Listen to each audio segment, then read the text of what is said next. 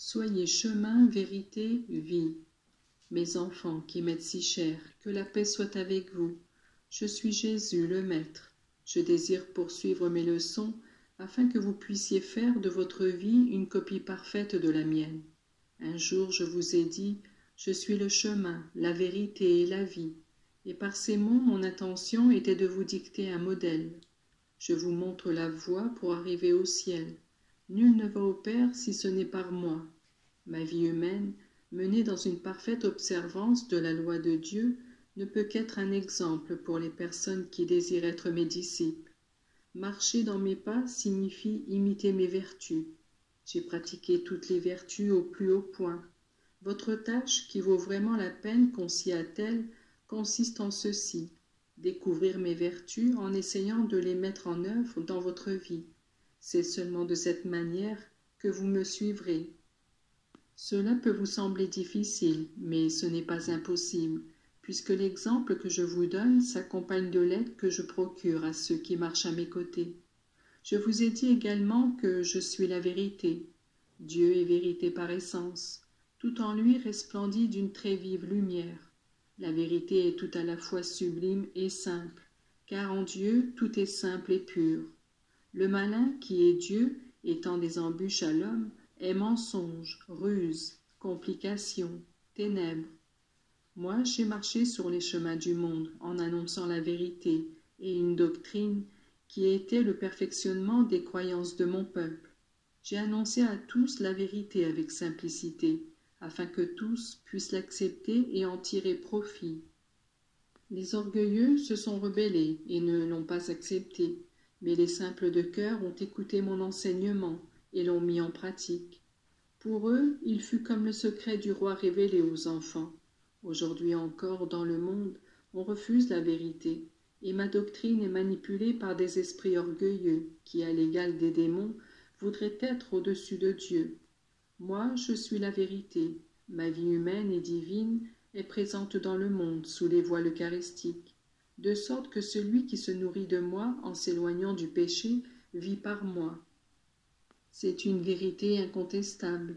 Il n'existe pas de vraie vie si l'on ne fait pas vivre spirituellement son âme. Or, la vie de l'âme, c'est Dieu. Je désire vivifier toutes les âmes qui vivent dans le monde. Les chrétiens qui sont greffés sur l'arbre de la vie par le baptême participent de ma vie, et ils doivent se rendre compte du don extraordinaire qu'ils reçoivent lorsqu'ils sont dans la grâce de Dieu, car leur vie devient réellement divine. Je donne la vie à tous ceux qui la désirent, même quand le péché a brisé les liens qui m'unissaient à eux. Je suis toujours à la porte des cœurs, et je frappe, car je veux rétablir cette amitié pour que les âmes puissent vivre. Je fais vivre après la mort, puisque par ma résurrection j'ai vaincu la mort. Celui qui me veut, celui qui m'aime, ressuscite avec moi, et après avoir cheminé les voies du monde, il obtient une vie sans fin, une vie éternelle, la vie véritable. Mes enfants, cette fois encore, je veux vous attribuer cette triple appellation. Vous devez être comme moi, chemin, vérité, vie, vie avant tout. Vous devez être exemplaire, au point de pouvoir dire « faites comme moi ». Le bon exemple est des plus importants dans votre vie. Si le scandale entraîne la mort et porte les âmes au mal, votre comportement doit attirer au bien et indiquer à vos proches la voie de la vertu et du bien. Vous devriez pouvoir vous dire « Je voudrais que tous fassent ce que je fais, et de la même manière que moi », tant vous êtes sûr d'agir en conscience. Vous devez également être la vérité, autrement dit, chercher à mettre en pratique ce que vous croyez, en faisant des commandements votre code de vie, et de l'Évangile votre livre de vie. Bien des chrétiens s'imaginent l'être sous prétexte qu'ils fréquentent l'Église et font des pratiques de piété. Ils admettent aussi certains commandements, mais seulement ceux qui leur conviennent, et ils en écartent d'autres en prétendant qu'il est impossible de les pratiquer. Si vous voulez être vérité, vous devez mener une vie chrétienne complète et sincère, qui embrasse toute la doctrine et toute la loi. Et comment ne pas vous dire enfin que vous devez être vie pour les autres? Si un doigt vous fait mal, c'est tout votre être qui en souffre. Si les membres sont en bonne santé, tout le corps en bénéficie. Les enfants de Dieu sont unis dans le bien comme dans le mal. Voilà pourquoi je vous dis, soyez des membres vivants et florissants pour communiquer aux autres votre vitalité. La communion des saints est une réalité consolante pour vous et pour toutes les âmes des défunts qui ont été sauvés par ma miséricorde.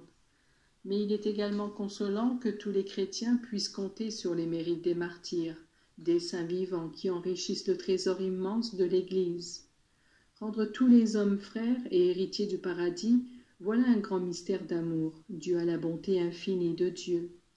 Que celui qui a davantage donne plus. La récompense sera accordée avec justice en proportion des mérites.